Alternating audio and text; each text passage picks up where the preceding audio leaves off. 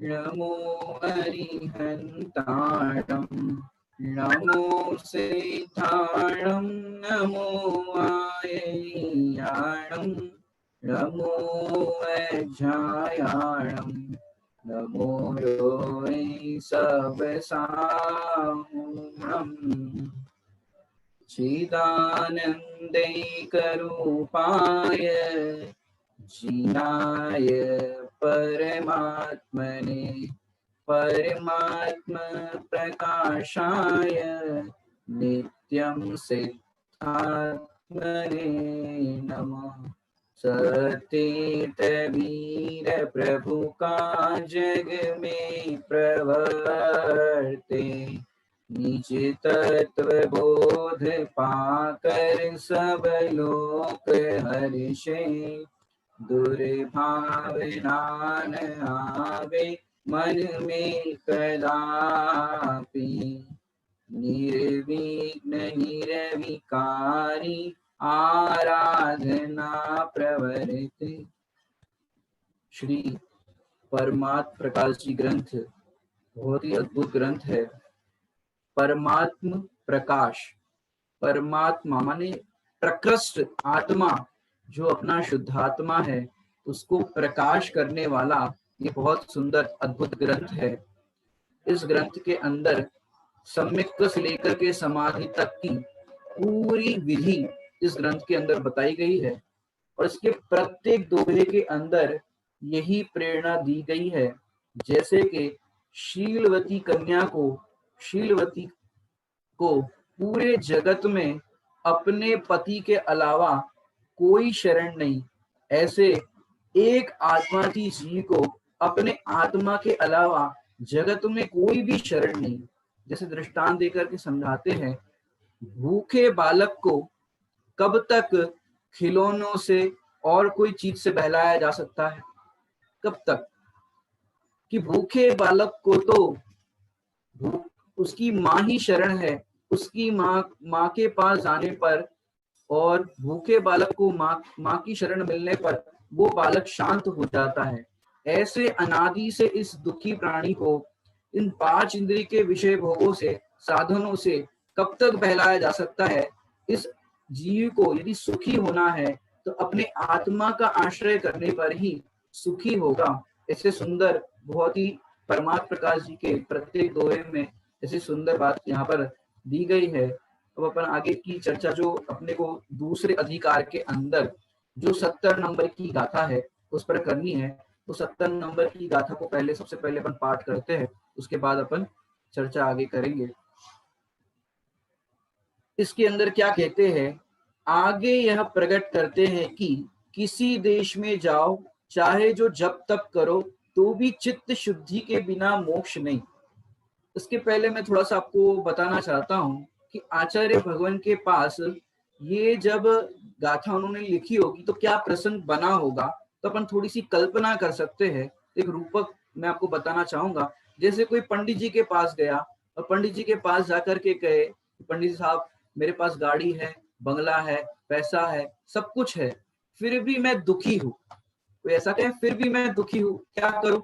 गाड़ी है, बंगला है, पैसा है, सब कुछ है मेरे पास, फिर भी मैं दुखी हूँ। तो पंडित जी साहब बोले कि तुम्हें शांति है कि नहीं है? तुम्हारे पास सब कुछ है, शांति है कि नहीं है? ऐसे कोई मुनिराज श्री के पास चला गया और मुनिराज श्री के पास जाकर के कहने लगा मेरे पास सब कुछ है, मैंने सब कुछ किया, मैंने तीर्थ यात्रा की, तीर्थ वंदना की, व्रत किए, उपवास किए, जप किए, माला फेरी, सब कुछ किया, फिर भी मैं सुखी नहीं हुआ। तो मुनिराज श्री बोले चित्त की शुद्धि है। दूसरी कल्पना ही कर सकते आचार्य देव ने किस प्रसंग में ये गाथा लिखी, शिष्य को क्या समझाना चाहते थे। हो सकता है उन्हीं के संगस्थ जो शिष्य हो, उनकी इच्छा हुई हो कि मैं कोई अन्य स्थान पर जाकर के आराधना करूं, कोई दूसरे संघ में जाकर के ज्ञानार्जन करूं, या तीर्थ वंदना करने का भाव हो। ऐसी कोई भी अंदर की जो इच्छा हो उनकी तीर्थ वंदना करने की, कोई अन्य संघ में ज्ञानार्जन करने की, तो गुरु के सामने उन्होंने निवेदन किया कि मैं ऐसे तीर्थ वंदना के लिए या तो मैं किसी संघ में ज्ञानार्जन के लिए जाना चाहता हूँ, कृपया आप मुझे योग्य समाधान दीजिए। तो योग्य समाधान के तौर पर आचार्य भगवान ने ये गाथा बताई हो, ऐसा हम अनुमान लगा सकते हैं। अब क्या है वो गाथा, हम पढ़ते हैं। 70 नंबर की एक गाथा है, उसका अपन पाठ करते हैं। तुम जहाँ मन हो वहाँ जाओ, जो रुचे वही करो, तो भी कभी भी चित्त शुद्धि बिना ना शिव प्राप्त हो। बहुत सुंदर गाथा बताई यहाँ पर। आचार्य भगवान ने ये नहीं कहा कि तुम्हें वहां जाना है तो मत जाओ या जाओ। आचार्य देव ने शिष्य के ऊपर छोड़ दिया। अब अपन इसका भाव खोलते हैं। शिष्य के ऊपर क्या उन्होंने कह दिया कि तुम्हारा मन हो वहां जाओ, तुम्हारा मन है तीर्थ यात्रा करने का तो तीर्थ यात्रा करने जाओ, तुम्हारा मन है कहीं पर ज्ञानार्जन करने जाना अन्य संघ में तो वहां जाओ। लेकिन एक बात याद रखना, तुम जहां मन हो वहां जाओ, जो रुचे वो करो, लेकिन चित्त की शुद्धि नहीं होगी तो तुम कहीं चले जाओ, तुम्हें शिव की प्राप्ति नहीं होगी, मोक्ष की प्राप्ति नहीं होगी, शांति की प्राप्ति नहीं होगी। तुम जहां मन हो वहां जाओ। अपन थोड़े सरल दृष्टांत से पहले समझते हैं, उसके बाद अपन और उसके अंदर गहराई से चर्चा करेंगे। जैसे कोई विद्यार्थी स्कूल में पढ़ता है और स्कूल में जब वो पढ़ने जाता है तो क्या हुआ कि वो फेल हो गया।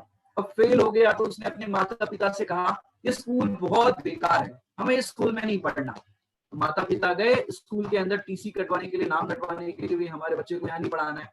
तो प्रिंसिपल ने क्या कहा कि तुम अपने बच्चे को कोई भी स्कूल में भेज दो, कहीं पर भी उसका एडमिशन करा दो, लेकिन ये बच्चा पढ़ेगा नहीं, ध्यान से कक्षा को अटेंड करेगा नहीं, याद करेगा नहीं और पेपर में लिख के आएगा नहीं, तो ये बच्चा कहीं भी स्कूल में जाए पर पास नहीं होगा। तुम जाओ कोई भी स्कूल में उसको लेकर के जाओ।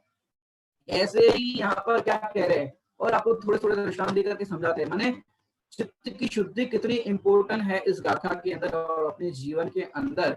जैसे कोई व्यक्ति जहर खा ले और जहर खा करके फिर बोले कि मैं नमोकार मुद्रा का पाठ करूं, भक्तामृत का पाठ करूं, पंच कल्याण बनाओ या कुछ भी करूं। बताओ जहर खाने व्यक्ति, जहर जिसने खाया है वो व्यक्ति को कौन शांत करने में, कौन शांति प्रदान करने में समर्थ है? बताओ।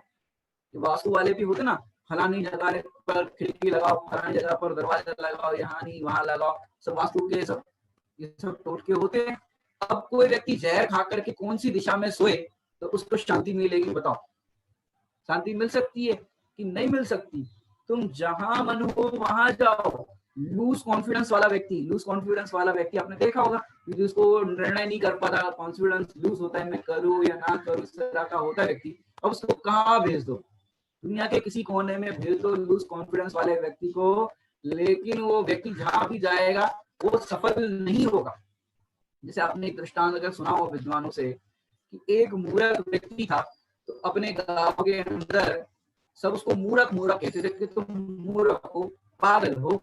अब वो व्यक्ति एकदम बहुत दुखी हो गया कि सारा गांव मुझे पागल कहता है, मूर्ख कहता है, मैं कहीं और गांव में चला जाता हूँ, मेरे मामा का गांव पास में, वहां चला जाता हूँ। अब वो लड़का वहां पर मामा के गांव में, पास के गांव में जाने लगा और रास्ते में क्या हुआ, रास्ते में उसने कुछ नाश्ता वगैरह रख लिया था और वहां पर उसने रास्ते में भूख लगी तो नाश्ता करने लगा और वहां पास में झरना बह रहा था। उसने वहां पर खेत में काम करने वाले व्यक्ति से कहा कि भैया मैं पानी पी सकता हूँ यहाँ पर? बोले पी लो।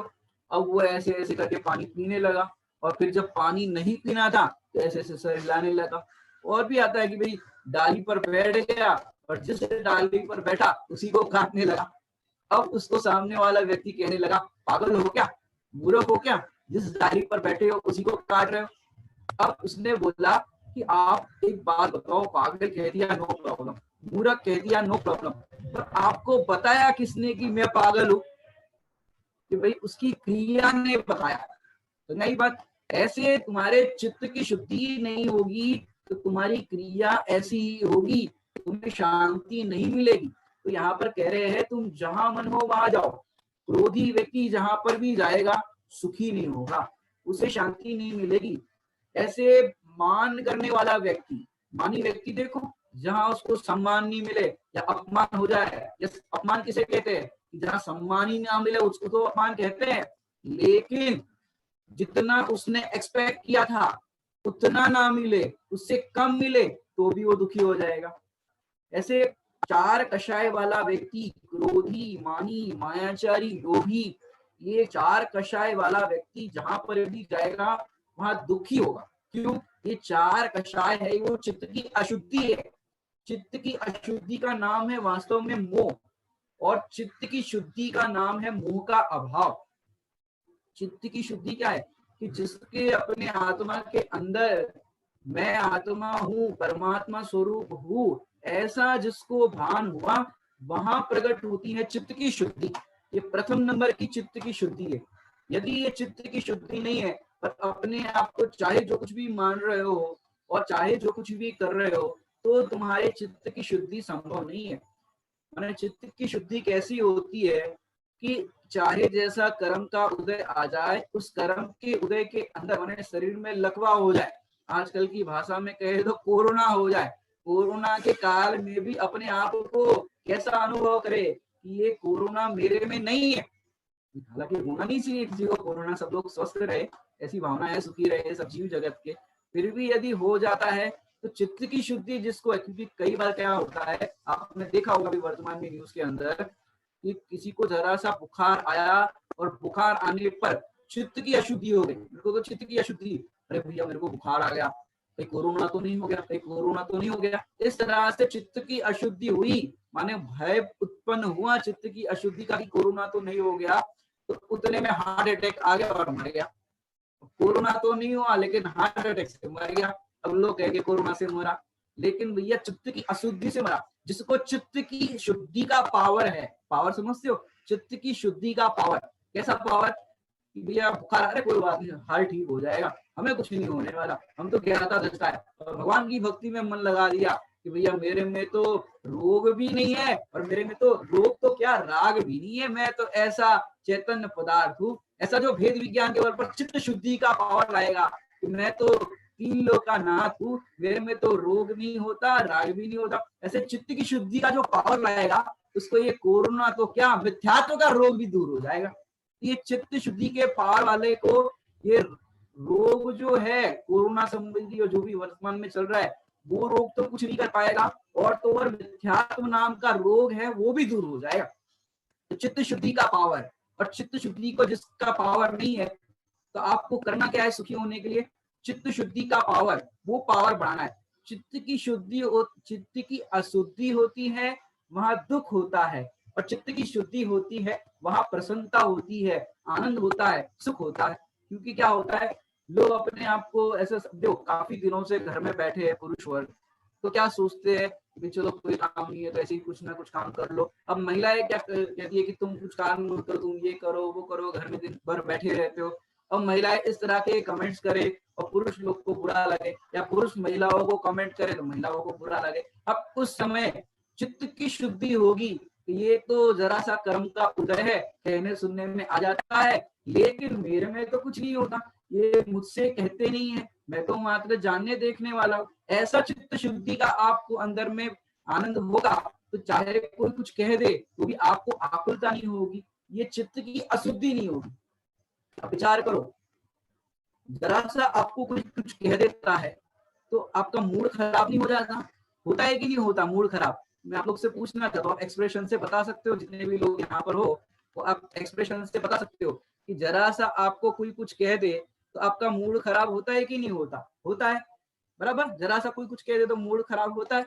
अब मूड खराब होता है तो आपको क्यों? ये है चित्त की अशुद्धि। और उसी समय आनंद, मैंने किसके बल पर आनंद आएगा वो भी बताता हूँ। जैसे घर के अंदर समझो 10 बहुएं हो, आजकल 10 बहुएं एक ही घर में होना बहुत दुर्लभ बात है, क्योंकि सब परिवार बिखरे बिखरे हैं। अब 10 बहुएं हो और सास की ये आदत है, एक बहू कोई भी काम करे उसको टोकने की कि बेटा ये काम ऐसे नहीं ऐसे करो, ये काम ऐसे नहीं ऐसे करो, ऐसे सास की आदत है। और हर काम के लिए कोई टोके तो किसी को अच्छा लगता है? नहीं लगता ना भाई। हम रोज काम कर रहे हैं, हमको पता है कौन सी चीज कहाँ रखना, दूध कहाँ रखना, गर्म कैसे करना, क्या करना, सब कुछ हमें पता है। अब रोज ऐसे सास टोके हर बहू को कोई भी काम करने से पहले, तो बोलो बुरा लगेगा कि नहीं लगेगा? एक्सप्रेशन से बताइए, कम से कम हमें समझ में तो आया कि आपको समझ में आ रहा है कि नहीं। बुरा लगेगा कि नहीं लगेगा? बार बार कोई टोके तो ये काम ऐसे नहीं, ये ग्लास यहाँ नहीं वहां रखो, अरे हमें पता है कहाँ रखना, लेकिन बार बार कोई हर काम के लिए टोके तो कैसा बुरा लगता है। लेकिन वो सास के अंदर एक बात बहुत अच्छी है, क्या है? वो एक बार टोकती है, साथ में 1 तोला सोना भी देती है। अब बताओ, आपको सास टोकेगी तो अच्छा लगेगा कि बुरा लगेगा? बोलो, अच्छा लगेगा कि बुरा लगेगा? अब तक तो बुरा लग रहा था, जब देखो तब हर काम के लिए टोकती रहती है, जब देखो तब सास मतलब बहुत खराब व्यक्तित्व। अब हर काम के लिए टोके तो आपको बुरा लगता है कि नहीं लगता? लेकिन जैसे ही पता चला कि एक बार डांट पड़े और 1 तोला सोना, अब आपको प्रसन्नता का बन, और डांटिए सासू जी, और डांटिए, और काम करती हूँ, बताओ। और बहू ये तो काम के लिए सड़क जाती थी, काम करे तो डांट पड़ेगी। अब और बहू सड़कती थी और आगे आ रही काम के लिए, हमें बताओ काम, हमें बताओ काम। क्यों? काम करेंगे, डांट पड़ेगी, डांट के साथ 1 तोला सोना। तो क्या होता है कि आनंद आता है और विशुद्धि बढ़ती है। ऐसे यहाँ पर कह रहे हैं कि भेद विज्ञानी होने पर चित्त की शुद्धि कैसी हो गई कि चाहे जैसा कर्म का उदय आए, चाहे जो कुछ भी कह दे, ऐसे पाप के उदय में भी चित्त की शुद्धि है, भेद विज्ञान है, तो कर्मों की निर्जरा हो रही है। निर्जरा हो रही है तो निर्जरा होने पर क्या होगा? जो अंतिम शब्द लिया है, चित्त शुद्धि के बिना मोक्ष की प्राप्ति नहीं होगी। और यहाँ पर भेद विज्ञान प्रकट हुआ, जितनी डांट पड़ती जा रही है उतनी उतनी निर्जरा हो रही है। निर्जरा हो रही है तो फिर क्या होगा? हम भेद ज्ञान पूर्वक उसको, आत्मज्ञान पूर्वक, भेद ज्ञान पूर्वक हम भेद विज्ञान करते रहेंगे, तो चित्त शुद्धि के बल पर उसकी निर्जरा हो जाएगी, और निर्जरा हो जाएगी तो मोक्ष हो जाएगा। इतना सरल है। माने हमको क्या लगता है, जरा किसी ने डांट दिया, अरे डांट दिया तो ये पूर्व कर्म का उदय है। हाँ जी। और क्या बताते हैं आपको, क्योंकि हम देखो जहां कहीं भी चले जाए, कई लोग सोचते हैं कि भैया क्या करें, घर में इतनी दर गृहस्थी में कंटाल जाते हैं, सब लोग इतना आकुलता करते रहते हैं, हम एक काम करो, कहीं चले जाते। कहाँ चले जाओगे बताओ? कहाँ चले जाओगे? कि तुम जहां जाओगे वहां उदय साथ में आएगा। अब उदय साथ में आएगा तो क्या करोगे? जैसे घर में उदय आ रहा है, वैसे जहां जाओगे, साधर्मियों के समागम में जाओगे, चाहे आप कहीं चले जाओ, चाहे अमायन चले जाओ, सोनागिरी चले जाओ, समय शिखर भी चले जाओ, कहीं चले जाओ, लेकिन चित्त की शुद्धि नहीं होगी तो वहां दुखी ही रहोगे। तो क्या करें कि चित्त की शुद्धि के लिए हम क्या करें? कि चित्त की शुद्धि के लिए भेद विज्ञान करें। कि जब आपको भेद, ये जो गाथा है ये टेस्टर है। टेस्टर समझते हो? इलेक्ट्रिक का होता है ना टेस्टर। आप स्विच बोर्ड के अंदर वो इलेक्ट्रिक वाला होता है, चेक करता है यहाँ पर करंट आ रहा है कि नहीं आ रहा है। ऐसे ये मोह का टेस्टर है।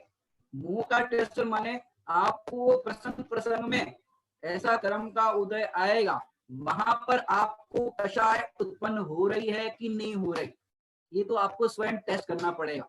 आप जब भी कषाय उत्पन्न हो, जब भी आपका मन खराब हो, मूड खराब हो, तब विचार करना ये चित्त की अशुद्धि है, और चित्त की अशुद्धि होगी तो मोक्ष की प्राप्ति नहीं होगी। तो उस समय भेद विज्ञान करो, ये कर्म का उदय तो मेरे में नहीं आया, मेरे में तो मात्र ज्ञान का उदय। तो चित्त की अशुद्धि दूर होगी, चित्त की शुद्धि प्रकट होगी। तो क्या करना कि चित्त की शुद्धि प्रकट करने का उपाय करना। कई बार क्या होता है, नई नई बहुएं होती है, अब नए घर में जाती है तो काम करने का इतना अनुभव नहीं होता, उनका रहन सहन अलग, इनका अलग।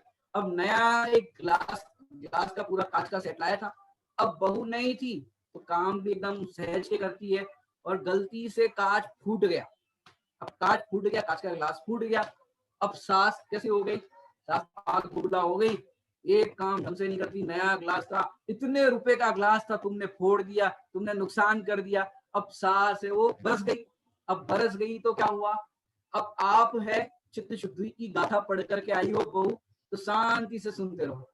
सास सोचेगी इतनी डांट पड़ी, इतना हमने चिल्लाया, इसको इतना सब कुछ कहा, फिर भी ये शांत है, इस पे कोई असर नहीं।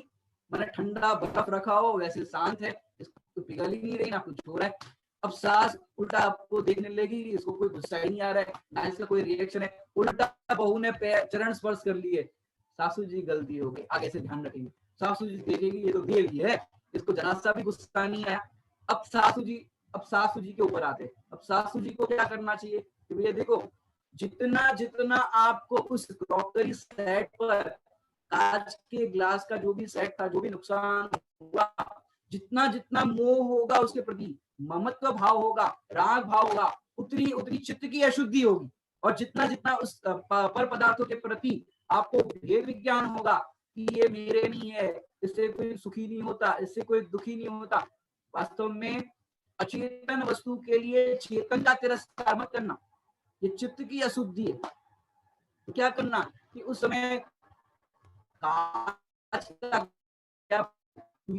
जब कांच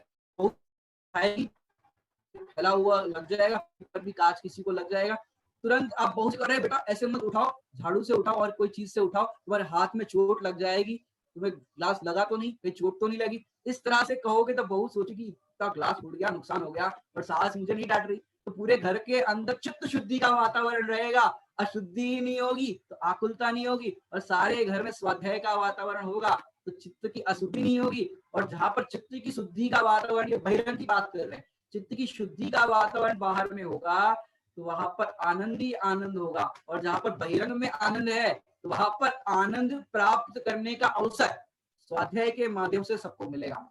ऐसे देखो क्या होता है, हम जरा जरा सी बात पर चित्त की अशुद्धि स्वयं करते। जैसे छोटे बच्चे अभी यहाँ तो दिखाई नहीं दे रहे, लेकिन समझो बच्चे को अपन ने 10 रुपए दिए कोई काम से और बच्चे ने खो दिए। अब बच्चे जो है क्या करते, खो गए तो क्या करते हैं, बच्चे झूठ बोलते हैं भाई या ऐसा हो गया वैसा हो गया। अगर समझो बच्चे ने 10 रुपए की आइसक्रीम खा ली और मम्मी डांटेगी कि भाई आइसक्रीम क्यों खाई, तो बच्चे ने झूठ बोल दिया कि नहीं मम्मी वो रास्ते में मैं जा रहा था और पैसे खो गए। तो ये झूठ बोलना है, चित्त की अशुद्धि है। रेलगाड़ी में बिना टिकट सफर कर लिया और फिर अपन आनंद मान रहे उसके अंदर, तो ये झूठ बोलना, चोरी करना, ये 5 प्रकार के पाप है, वो चित्त की अशुद्धि है। और 5 पाप करने वाला कहीं चला जाए, हिंसा करने वाला कहीं चला जाए, बोलो शांति मिलेगी कि नहीं मिलेगी? नहीं मिलेगी। ऐसे 5 देखो, पहले अपन ने 4 कषाय घटित किए, 4 कषाय वाला चाहे कहीं पर चला जाए लेकिन दुखी रहेगा, उसको शांति नहीं मिलेगी। ऐसे ही 5 पाप करने वाला भी कहीं चला जाए, उसको शांति नहीं मिलेगी। अब देखो कितने ही जीव 5 पाप करके छुपने का रास्ता बना देते, कहीं छुप जाए। जहां 1 मिनट जरा होल्ड, हाँ जी, 5 पाप करने वाला चाहे कहीं पर चला जाए उसको शांति नहीं मिलेगी। क्यों शांति नहीं मिलेगी? क्योंकि उसको अंदर में ये भय है कि कोई मुझे पकड़ लेगा, कोई मुझे बांध लेगा। इस तरह का जो भय बना रहा है उसको, उस कारण से उसको शांति नहीं मिलेगी। क्यों? आपको यदि देखो बहिरंग से अभी पहले बात करें, अगर आप बहिरंग में भी इस तरह के 4 कषाय 5 पाप के प्रसंग करते रहोगे तो आपको किसी भी कीमत पर शांति नहीं मिल सकती। आप चाहे पंच कल्याण करा लो, इंद्र बन जाओ, जिनेन्द्र भगवान की प्रतिमा स्थापित कर लो, व्रत उपवास कर लो, तीर्थ वंदना कर लो, चाहे कुछ भी कर लो, लेकिन चित्त की शुद्धि नहीं है तो आपको मोक्ष की या सुख की प्राप्ति, शांति की प्राप्ति कभी नहीं हो सकती। तो क्या करें? तो चित्त की शुद्धि को समझिए। तो चित्त की शुद्धि मतलब क्या कि पर पदार्थों से भिन्न अपने को आप रूप अनुभव करना, यहाँ चित्त शुद्धि का जन्म होता है। और वास्तव में ये चित्त की शुद्धि है। और जब ये चित्त की शुद्धि प्रकट होती है तो बहिरंग में सारे पदार्थ और सारी व्यवस्था जो की त्यों प्रतिभाषित होती है, जिसमें कोई इष्ट भी नहीं लगता और कोई अनिष्ट भी नहीं लगता, ऐसी चित्त की शुद्धि प्रकट होती है कि आपको पर पदार्थ से सुख होता है ये मान्यता टूट जाती है। क्योंकि अब तक हमको क्या लगता है, अभी विचार कर रहे हैं ना अपन, हमको क्या लगता है कि हम पर पदार्थ से सुखी हो जाएंगे, लेकिन पर पदार्थ से आज तक एक भी जीव सुखी नहीं हुआ। क्यों? पर पदार्थ से सुखी होने की जो कल्पना है यह है चित्त की अशुद्धि। और स्वभाव से हम सुखी हो सकते हैं और मेरा स्वभाव सुखमय है, ऐसा जो स्वीकार करता है, ऐसा स्वीकार करने पर जो प्रकट होती है वो है चित्त की शुद्धि। तो हमें चित्त की शुद्धि प्रकट करनी है। गाथा को फिर से एक बार अपन पढ़ते हैं। तुम जहां मैंने हो वहां जाओ, फिर से तुम जहां मैंने हो वहां जाओ, जो रुचे वही करो, तो भी कभी भी चित शुद्धि बिना न शिव प्राप्त हो। देखो फिर से, जहां मन हो वहां जाओ, मतलब कि तुम्हारा मन करता हो वहां जाओ, जो रुचे, तुम्हें जो पसंद हो वो करो, लेकिन चित्त की शुद्धि नहीं होगी तो तुम्हें शिव की अर्थात मोक्ष की प्राप्ति नहीं होगी। सबको ये लाइन याद हो जानी चाहिए, दो ही लाइन है, सरल भाषा है। तुम जहां मन हो वहां जाओ, जो रुचे वही करो। थोड़े यहाँ पर आपको अंग्रेजी में बताते हैं, आपको जाना हो तो you will go anywhere and as you like you have to do, but without pure heart you will never get liberation। कि तुम लिबरेशन माने मोक्ष की प्राप्ति नहीं कर सकते। यू कैन गो एवरीवेयर, माने तुम्हें जाना है, यू विल गो एनीवेयर, कहीं चले जाओ, लेकिन तुम्हें यदि विदाउट प्योर हार्ट, बिना प्योर हार्ट के तुम कहीं चले जाओगे, तुम्हें चित्त की शुद्धि या मोक्ष, जिसे अपन यहाँ पर मोक्ष कह रहे हैं, लिबरेशन इंग्लिश में कहते हैं, मोक्ष की प्राप्ति नहीं होगी, शांति की प्राप्ति नहीं होगी। ऐसे यदि शांति की प्राप्त करनी है तो करे क्या? सबका तो यही है। एक बार आदरणीय बाल ब्रह्मचारी सुमत प्रकाश जी भाई साहब के पास एक बार एक खतौली गांव में गए थे, मेरठ के पास। वहां पर एक साधन के यहाँ रुके थे, तो उन्होंने कहा कि हमारे पास सब कुछ है, अच्छी दुकान है, मकान है, बिजनेस बहुत लंबा चौड़ा है, रुपया पैसा सब कुछ बहुत कुछ है, लेकिन पंडित साहब क्या करे, कोई मंत्र दे दो, हमको चैन नहीं है, कोई मंत्र दे दो।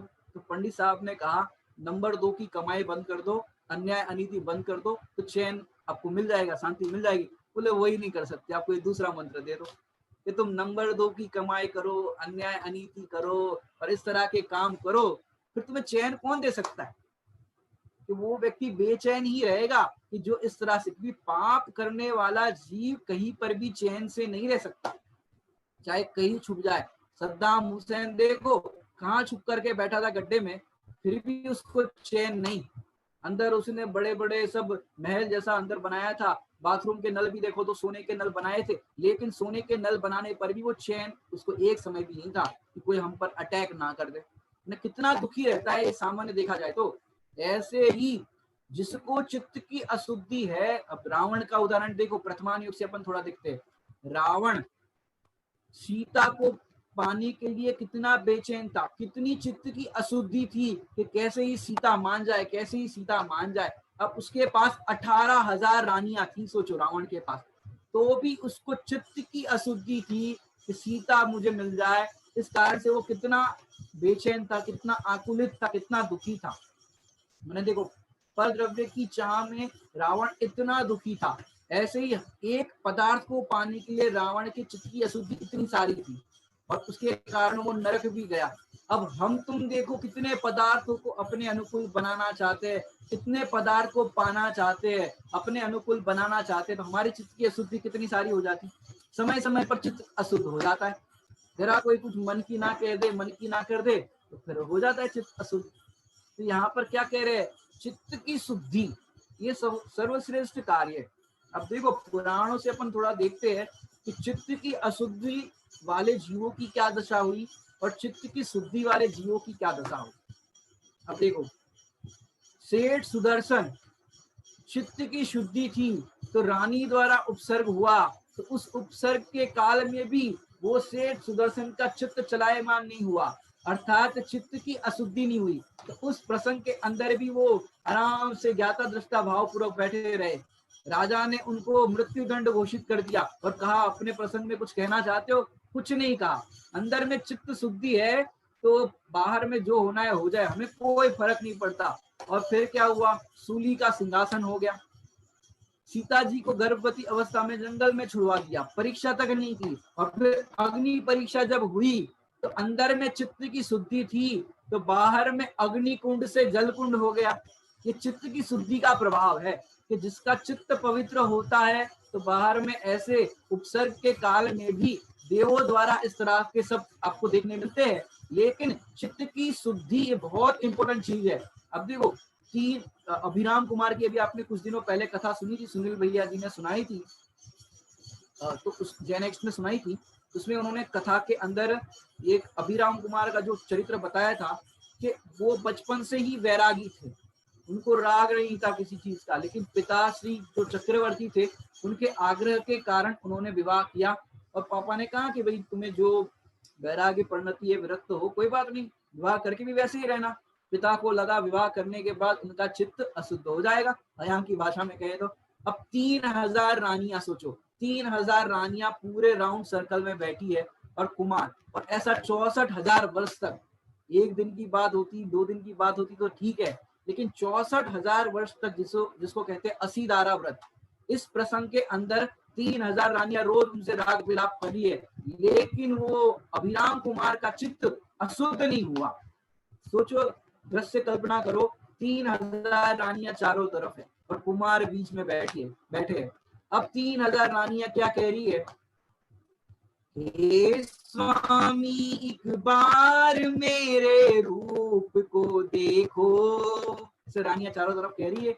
और कुमार क्या कह रहे हैं, क्या देखे ये विकृत है चिद रूप तुम देखो, क्या देखे ये रूप को, ये तो विकृत है, चिद रूप को तुम देखो। अब 3000 रानियां मिलकर के भी विवाह हुआ था, वो तो कोई बात नहीं थी कि कोई पर स्त्री का प्रसंग था, स्वस्त्री थी, विवाह हुआ था, लेकिन उस समय भी स्वस्त्री भी उनका चित्त चलायमान नहीं कर पाई। साहब ने ना, देवांगना खड़ी हो सन्मुख करती अंग विकार, इस प्रसंग के अंदर भी मेरा ऐसा बल हो, मुझे है स्वामी उस बल की दरकार, जिस बल को पा करके स्वामी आप हुए भव पार। सोचो अभिराम कुमार, ऐसे प्रसंग के अंदर भी उनका चित्त चलायमान नहीं हुआ। और तो जम्मू स्वामी का भी प्रसंग ऐसे ही है, विवाह हुआ, उन्होंने कहा हम प्रातःकाल दीक्षा ले लेंगे, अब आप कहते हो तो एक दिन के लिए विवाह कर रहे हैं, सबकी बात मान रख लिया, लेकिन चार उनकी जो कन्याएं थी, 4 कन्याओं से विवाह हुआ था। उस प्रसंग के अंदर 4 कन्याएं अलग अलग तरह से उनको राग विलाप की बातें कर रही है। आप चर्चा पढ़ना, जम्मू स्वामी की एक पुस्तक है, उसके अंदर कि ऐसी ऐसी सुंदर सुंदर चर्चाएं वहां पर लिखी कि वो राग की बात कर रही है और वो जम्मू स्वामी वैराग की बात कर रहे हैं। और ऐसी रात भर चर्चा चलती रही और 500 चोरों को खबर मिली थी कि भाई यहाँ पर कोई शादी हुई है और बहुत सारा गहना, बहुत सारा सोना चांदी इस तरह का वहां पर मिला है। तो 500 चोरों ने सोचा कि आज की रात में तो वो लोग राग विलाप में ऐसे मंत्र मुग्ध होंगे और हम सोना चांदी सब साफ करके ले जाएंगे। लेकिन वो चोर लोग भी उनके रात की इस तरह की चर्चा सुनने पर उन 500 चोरों को भी वैराग्य आ गया कि देखो ऐसे राग के प्रसंग में भी ये कैसे है महापुरुष, तो वैराग्य की बात कर रहे हैं, धन्य है ऐसा जीवन। और वैराग्य क्या क्या, सोचो, चित्त की शुद्धि दूसरों को भी चित्त शुद्धि में निमित्त बनती है।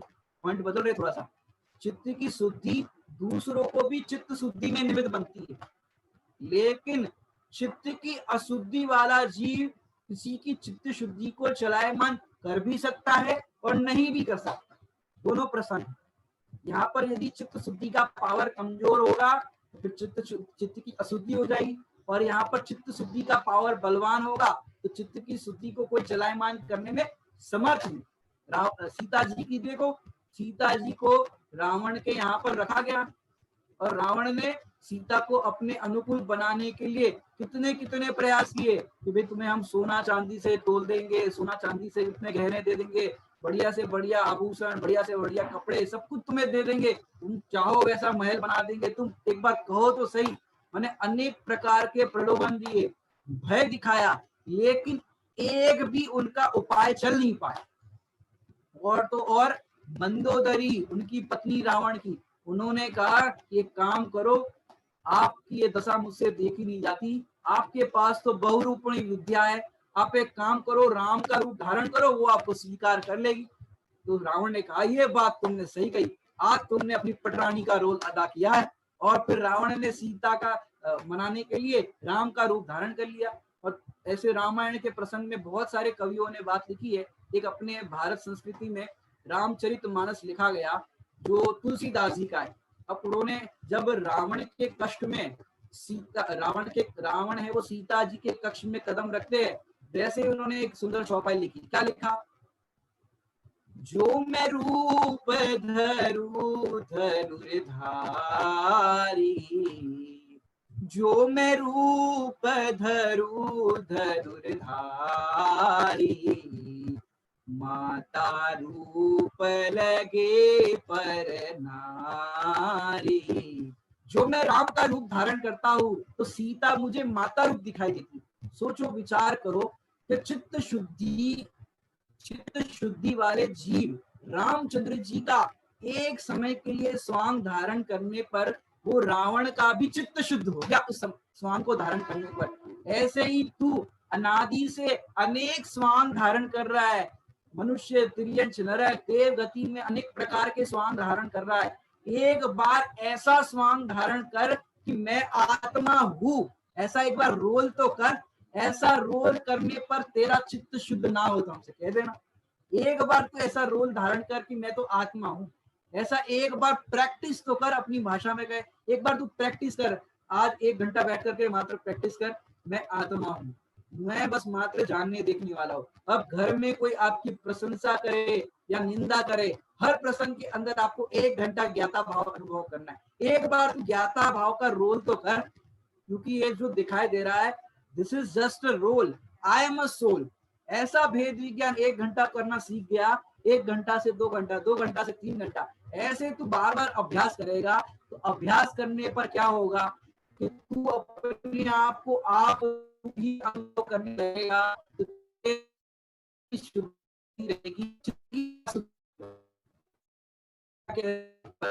चित्त की शुद्धि वालों जीवों की दशा देखो, कितना आनंदमय उनका जीवन होता है। आप देखो, वारिसेन और पुष्पडाल का पुराण से दृष्टांत देखो। वारिसेन 12 साल तक संग में रहे, लेकिन चित्त की शुद्धि नहीं थी, तो बार बार वो कहानी स्त्री की याद आती थी। सोचो, बार बार वो कहानी स्त्री की याद आती थी। रह रहे कहां पर? संग में रह रहे, मीरा स्त्री के संग में रह रहे। और तो और समोसरण में साक्षात तीर्थंकर परमात्मा का उपदेश सुन रहे, वहां पर भी उनको क्या हुआ? कहानी स्त्री की याद आ रही थी, समोसरण से उठ करके चले गए। चित्त की अशुद्धि के कारण ऐसा हुआ। और चित्त की शुद्धि जब प्रकट हुई कि मेरे साथ जो मीराज है, उनकी स्त्रियां तो मेरे से भी सुंदर थी। जब वो पूरा प्रसंग वृतांत बना, अभी ज्यादा समय नहीं है, और उन्होंने जब उनके महल में खबर भिजवाई कि इस तरह से हम आ रहे हैं, तो सोने का पाटा रखा और एक काष्ठ का पाटा रखा। अब जिनके चित्त की अशुद्धि थी वो सोने के पाटे पर विराजमान हो गए, और जिनको चित्त की शुद्धि थी काष्ठ के पाटे पर विराजमान हो गए। अब एक से एक सुंदर स्त्रियां थी उनकी पूर्व, जब घर से पर्याय थी तब की। अब वो विचार करने लगे कि इनकी एक से सुंदर देवांगना जैसी स्त्रियां, लेकिन इनका मन बिल्कुल पवित्र है और आराधना में इनका उपयोग है, और काम में वो कानी स्त्री के लिए अपना उपयोग खराब कर रहा हो, और चल दिए। सोचो, चित्त की शुद्धि का कितना बड़ा कमाल है। ऐसे हमें भी यदि मोक्ष की प्राप्ति करनी है तो चित्त की शुद्धि करनी पड़ेगी। जो चित्त की शुद्धि करते हैं, चित्त की शुद्धि करते अर्थात माने अपने को आप रूप अनुभव करना, यही चित्त शुद्धि है, और यही परमार्थ से शुद्धि है। और ये चित्त शुद्धि का पूरे मोक्ष मार्ग में बहुत बड़ा रोल है। यदि चित्त शुद्धि नहीं होगी तो मोक्ष मार्ग भी स्टार्ट नहीं होगा। मोक्ष मार्ग किसे कहते हैं? सम्यक दर्शन ज्ञान चारित्राणी मोक्ष मार्ग। ये सम्यक दर्शन जो प्रथम सीढ़ी कही गई है छेड़ाला जी के अंदर, वो प्रथम सीढ़ी भी नहीं चढ़ पाओगे यदि ये चित्त की शुद्धि नहीं है तो। फिर तुम कहा ना, जहां मनो वहां जाओ, कि भाई हम फलानी जगह चले जाएंगे। तो अरे मैं कहता हूँ तुम विदेश क्षेत्र चले जाओ, और तो और सिद्धालय भी चले जाओ, चित्त की शुद्धि बिना वहां जाओगे तो तुम्हारा काम नहीं होगा। सिद्धालय में भी नहीं होगा। क्यों? सिद्धालय में क्या है? सिद्धालय में तो सारे चित्त शुद्धि वाले जीव है ना। बोलो, चित्त शुद्धि वाले है कि नहीं सिद्धालय में? तो भाई सिद्धालय के अंदर निगोदिया जीव भी रहते हैं। अब निगोदिया जीव है वो कैसे है? चित्त शुद्धि वाले कि चित्त अशुद्धि वाले? चित्त अशुद्धि वाले जीव है। यदि तुम, क्योंकि कई बार सोचते हैं लोग कि मैं आत्मा आराधना करने के लिए कहाँ करूँ, क्या करूँ, भी हम सिद्धालय जाएंगे। लेकिन भैया, जिस शुभ भाव में शुद्धता का पुरुषार्थ ना हो, वह शुभ भाव परंपरा से पाप भाव अर्थात पाप बंध का कारण है। तो नहीं बात अपन कहे कि सिद्धालय चले जाएंगे तो किस बल पे जाओगे? चित्त शुद्धि के बल पर जाओगे तो अनंत काल के लिए आनंद करोगे। और चित्त में तो अशुद्धि है, भैया सिद्धालय में जाएंगे एक दिन हम सिद्ध बन जाएंगे, ऐसे भजन भी गाते हैं। क्या गाते हैं? क्षण भंगुर इस दुखमय जगत में अब हमको नहीं रहना, हम सिद्धालय चले जाएंगे तुम देखते रहना, हम सिद्धालय चले जाएंगे तुम देखते रहना। अब सिद्धालय चले जाएंगे तुम देखते रहना, कहाँ देखते रहना?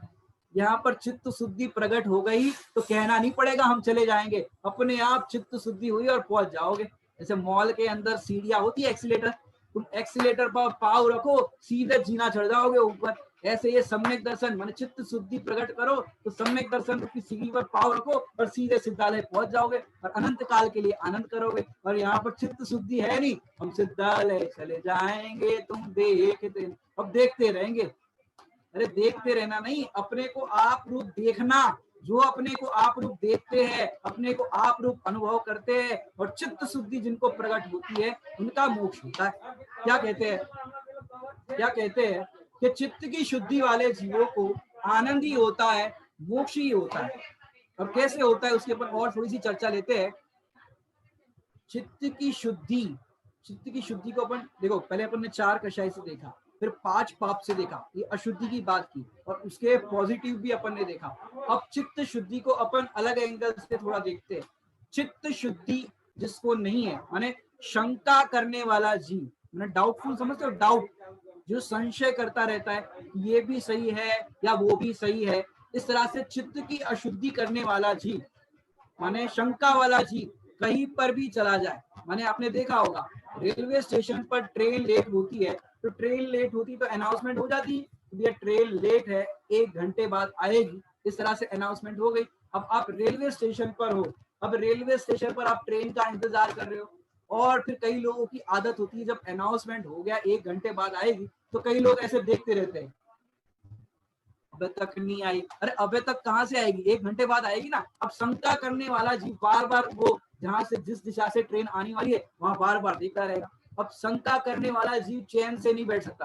अब पता चला 1 घंटे बाद आएगी तो शंका क्यों करते हो? 1 घंटा तक आराम से प्रवचन सुनो, स्वाध्याय करो, कोई ग्रंथ पढ़ो, जो कुछ भी करना है, माला फेरो, 1 घंटा तक आराधना करो ना। आकुलता क्यों करते हो, दुखी क्यों होते हो? अब शंका करने वाला जीव जहां जाएगा, रेलवे स्टेशन पर भी जाएगा तो दुखी रहेगा ये। और निशंकित जीव, जैसे ही जाना ट्रेन 1 घंटा लेट है, निशंकित हो गया। अब समझ आ रही बात? 8 अंक को घटित कर रहे इसके अंदर। निशंकित अनुभव करने वाला जीव ट्रेन लेट आ रही है ऐसा जान लिया तो निशंकित हो जाता है, उसके अंदर उसको किसी भी प्रकार की आकुलता नहीं होती, वो शांति से अपना आनंद करता रहता है और भेद विज्ञान करता रहता है।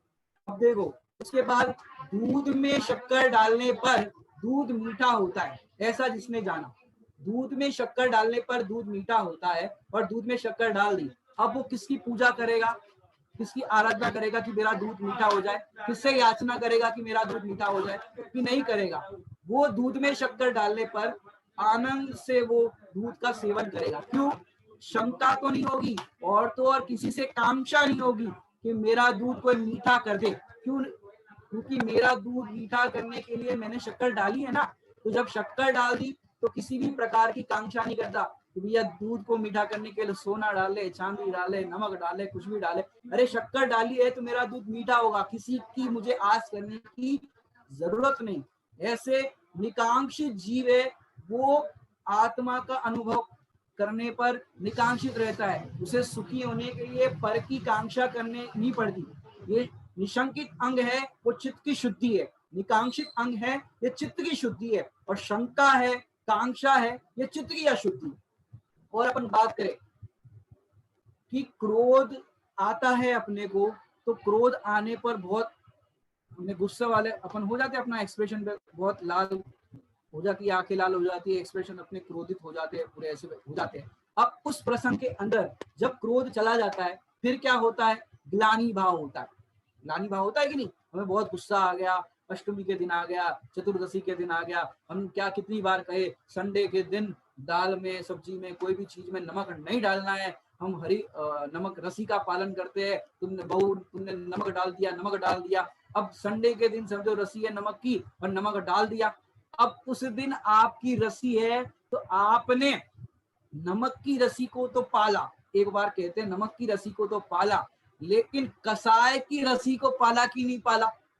उस दिन आपने क्रोध का प्रसंग क्रिएट कर दिया कि तुमने नमक डाल दिया, कितनी बार कहे तुमने कि नमक नहीं डालना, नमक नहीं डालना। अब आप जिस दिन नमक नहीं खाना है उसी दिन नमक की माला जप रहे हो कि नमक नहीं बनाना था, नमक नहीं डालना था। और उस समय क्रोध कर रहे हो तो क्रोध की रसी को तो नहीं पाला, मैंने क्रोध नाम की चित्त की अशुद्धि हो गई। और आप फिर के लिए अलग से फिर भोजन बनाएंगे, कुछ ना कुछ खिचड़ी बना देंगे, कुछ करेंगे, और फिर भी आप भोजन करोगे तो भी चित्त की अशुद्धि पूर्वक करोगे। तो बोलो आपकी रसी का पालन हुआ कि नहीं हुआ? रसना इंद्रिय की रसी का पालन था आपका कि उस समय आप देखो श्रावकाचार्य जी ग्रंथ में ऐसा लिखा है कि भोजन के अंदर नमक ज्यादा पड़ जाए या नमक बिल्कुल ना हो, उस समय आप समता भाव पूर्वक भोजन करो, ना कोई राग ना कोई द्वेष, आनंद से बहुत ज्ञाता भाव पूर्वक मैं अनाहारी तत्व हूँ, मैं भोजन को करने वाला नहीं हूँ, ऐसा भेद विज्ञान पूर्वक आहार करो तो आपके चित्त की शुद्धि। और भेद विज्ञान नहीं करते हो तो वो है चित्त की अशुद्धि। समझ आ रहा है कि नहीं आ रहा आप लोग? तो आगे बात करते हैं अपन। क्रोध के प्रसंग में ग्लानि भाव उत्पन्न नहीं करना, वो है चित्त की अशुद्धि। और उस प्रसंग के अंदर अपने को आप रूप अनुभव करना, यह है चित्त की शुद्धि। अब और आगे थोड़ी सी चर्चा करते हैं, अभी अपना समय होने आया है। निकांक्षित के अंदर आपको समझ में आया बात कि भगवान के चरणों में बहुत सुंदर बात लिखी है उन्होंने, सुप्रभु चरणक ने धरु आत्मा थी सो ही, ते तो प्रभु रे आप यो वर्तु चरणाधीन। श्रीमद जी ने लाइन लिखी है कि भगवान आपने मुझे सब कुछ दे दिया, अब मैं आपके चरणों में क्या रखूं? आपने सब कुछ दिया है, और जब आपने सब कुछ दिया है तो मुझे किसकी जरूरत है? कि अब जरूरत सभी की विचारी कि अब मुझे किसी की भी जरूरत नहीं, मुझे तो मेरा आत्मा, मुझे तो मेरा सुख प्रकट हो गया, अब मुझे किसी से कोई प्रकार की वांछा नहीं। और क्रोध का प्रसंग की जो बात की कि क्रोध का प्रसंग आने पर ना स्वयं के क्रोध से ग्लानि भाव, ना दूसरे के क्रोध से ग्लानि भाव, दोनों को ग्लानि भाव रहित देखना, स्व और पर को ग्लानि भाव रहित देखना, ये है निर्विचिकित्सा नाम का अंग। जैसे माता होती है, अब माता जब मंदिर चली जाती है, गोद का छोटा सा बालक हो और घर पर छोड़ करके गई हो, और बालक को जब दांत आते हैं तो कितनी बार दस्त करता है, अब उसके कपड़े गंदे हो गए और वो पॉटी के अंदर ही हाथ ऐसे कर रहा है और फिर मुंह पे लगा रहा है, इस तरह से कर रहे हैं बच्चे। तो बच्चे को थोड़ी ना विवेक होता है, अब पॉटी को ऐसे मुंह पे लगा रहा है और मम्मी आई, अब बताओ वो मम्मी क्या करेगी? अब बच्चा गंदा दिख रहा है कि अच्छा दिख रहा है? गंदा दिख रहा है। अब बच्चे को बताओ डस्टबिन में फेंकेगी कि नहीं फेंकेगी? नहीं फेंकेगी। क्यों? माँ उसको उस समय गंदगी से भिन्न देख रही है, गंदगी से प्रेम तो नहीं कर रही लेकिन गंदगी से भिन्न देख रही है। बालक को क्या करेगी?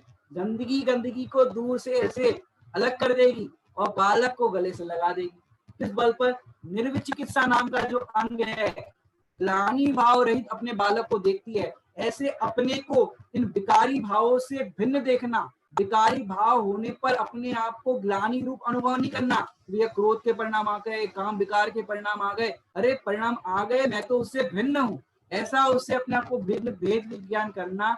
तो भेद विज्ञान अनुभव करने पर चित्त की शुद्धि होगी और चित्त की शुद्धि होने पर सुख प्रकट होगा। राजेंद्र पंडित जी साहब बहुत सुंदर बात कहते हैं, जो चाहता है वो होता नहीं। जबलपुर के स्वाध्याय हॉल में वहां पर लिखा है, जो चाहता है वह होता नहीं, जो होता है वह भाता नहीं, जो भाता है वो होता नहीं। और अब हम कुछ चाहेंगे नहीं तो निर्वांछक हो गए कि नहीं हो गए? ये निशंकित, निकांक्षित, निर्विचिकित्सा। अब और थोड़ी सी आगे बात करते हैं कि देखो निर्विचिकित्सा के बाद अब अमूढ़ दृष्टि। मूल दृष्टि का नाम सुना होगा आपने। जैसे माँ लड्डू बनाती है, कोई चीज बनाती है तो बच्चों को बोल देती है कि कोई भी चीज लड्डू बच्चे मांगेंगे नहीं। अब बच्चे तो बच्चे हैं, अब मांगने के लिए सामने 4 से बच्चे खड़े हो गए, मम्मी ने सोचा चलो बच्चे हैं मांगते हैं, अब मम्मी ने सबको लड्डू दे दिए, एक लड्डू दे दिए। अब क्या हुआ कि सारे बच्चे लड्डू खा करके चले गए। अब एक बच्चा ऐसा था कि जिसका मन नहीं भरा था, मम्मी एक और लड्डू, और फिर उसको देख करके और 4 बच्चे आ गए। अब फिर वो कहने लगे मम्मी हमें भी दो, मम्मी हमें भी दो। अब मम्मी ने कहा अगर किसी ने आवाज की लड्डू मांगा तो उसको लड्डू नहीं मिलेगा। अब सारे बच्चे चुप हो गए। अब एक बच्चा जिसको पेशेंस नहीं था, मम्मी हम कुछ नहीं बोल रहे, हमें दे दो ना एक लड्डू, हम कुछ नहीं बोल रहे, अब तुम बोले। अब बाकी बच्चे तो चले गए कि अभी लड्डू मिलने वाला नहीं है, खेल खेलने चले जाते। अब बच्चा बोले मम्मी सब चले गए, हमें तो लड्डू दे दो, हम किसी को नहीं बताएंगे, हमें तो लड्डू दे दो। अब मम्मी को आया गुस्सा और पूरे परात में जितने भी लड्डू थे ले खा ले खा ले। अब बताओ, बच्चे के सामने पूरे लड्डू ऑफर कर दिए, पूरी परात रख दी लड्डू की। अब बताओ बच्चा खाएगा कि नहीं खाएगा? नहीं खाएगा। क्यों? मूड नहीं होता। मम्मी कह रही है लड्डू खा ले और बच्चा नहीं खाता, तो अमूढ़ दृष्टि। तो जिसको चित्त की शुद्धि प्रकट होती है वो मूड नहीं होते।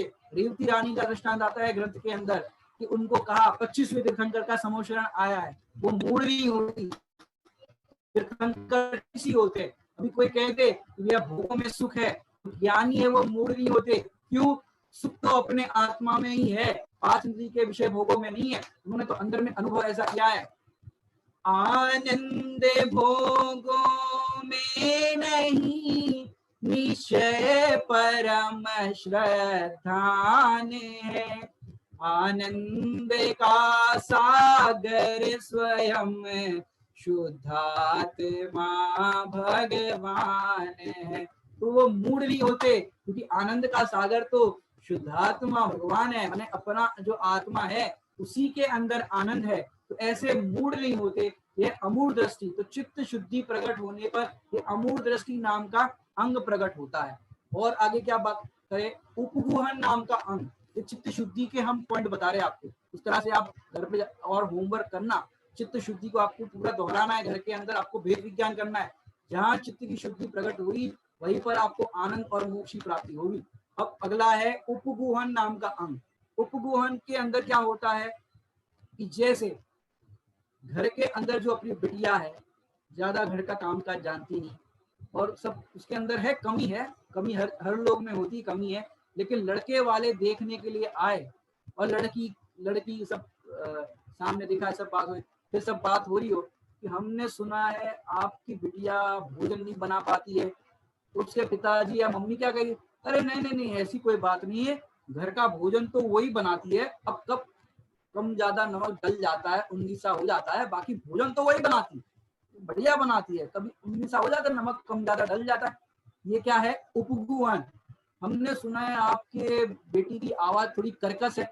अरे कैसी बात करते हो, अब हमारी बेटी मंदिर में जब भी बलौवा होता है, भजन गवाए जाते हैं, तो मेरी बेटी सबसे आगे रहती, वो भजन गाती है। अब हर कोई तो लता मंगेशकर नहीं होता, बाकी तो गाती तो वही है। अब ये कर रहे हैं उपगुहन।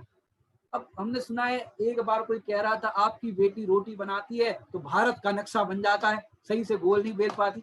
अब कभी कभार हो जाता है, शुरुआत में ऐसा हो जाता है, बाकी तो वही करती है। अब जैसे ही लड़के वाले चले गए और तुरंत उसकी चुटिया खींची मम्मी ने, देख सबके सामने मेरी नाक कटवा रही है, समझ नहीं आती, कितनी बार कहा रोटी अच्छे से बेला कर, कितनी बार कहा भजन गाए तो धीरे धीरे गाया कर, इतनी फास्ट फर्राटेदार बोलती रहती, समझ नहीं आती, पूरे गांव वाले मोहल्ले वाले देखते रहते, इतनी फास्ट बोलती रहती, गाती रहती, तेरी आवाज फट जाती है, फटेबाजी सी हो जाती। और चुटिया खींच करके कान पकड़ करके उसको घर में तो करती है डांट कि अच्छे से रोटी बेल, अच्छे से काम कर, अच्छे से सफाई कर। तो ये घर में जो कर रहे हैं ये स्थितिकरण, वहां पर लड़के वालों के सामने जो किया वो है उपगुहन।